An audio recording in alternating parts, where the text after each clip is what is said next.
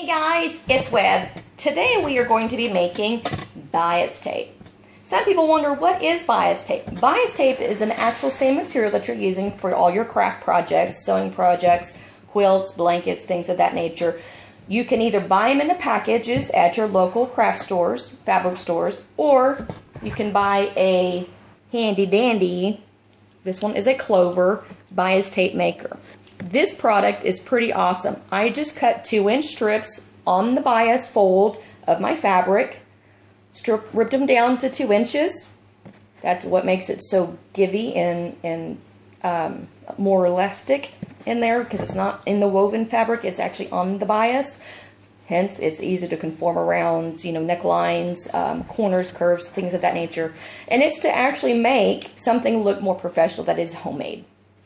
This is a 1-inch bias tape maker, and it makes a fold. This one is going to make a double fold for me. So we go from 2 inches to 1 inch, and then I'm going to fold it in half, into 1/2 inch, and place my material inside of this fold and do a 1/4 inch seam allowance, and then voila, I'll have a finished product. Depending on the size of the product you're using will distinguish the size of the corner or the bias fold and the bias tape size. I personally like when it's a finished 1/2 inch seam. It looks nice, it's not too big and bulky, and it's not little bitty.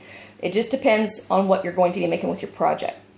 What is really cool about this maker is that you're actually going to push the material from the right to the left. When you pull it through, you're going to put your finger in this little handy dandy finger saver tab. Apply your hot iron on the right side. Pull to the left. And there you go.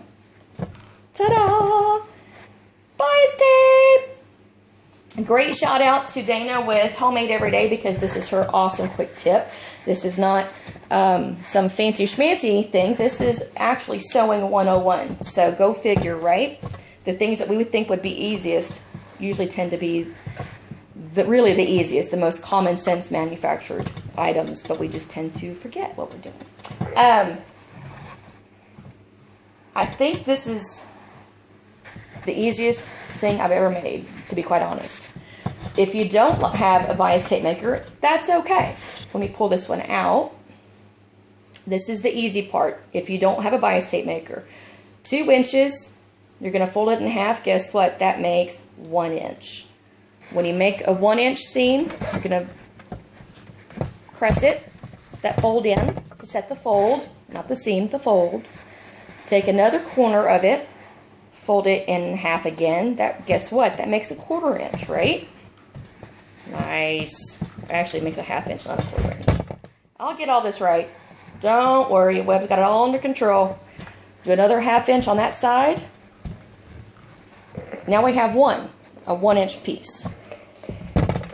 Now this would be just a regular single fold, but we want to do a double fold. So what we're going to do, once it's set at this 1 inch, we're going to heat seal it again. Or heat press it, not seal it, heat press it. Fold it again, sandwich our project in the middle there, and then do a 1/4 inch seam allowance, and then voila, done. So either you can use your 1-inch bias tape maker, and they do have it in a 1/2 inch or big 2 inches, but that would be for really big blanket bindings and things of that nature.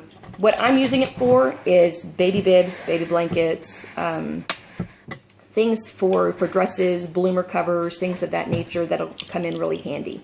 I hope this has been a helpful tip. Questions, concerns, comments, be kind and be respectful. Post them on the bottom, and I will see you on the next one. Thanks. Bye.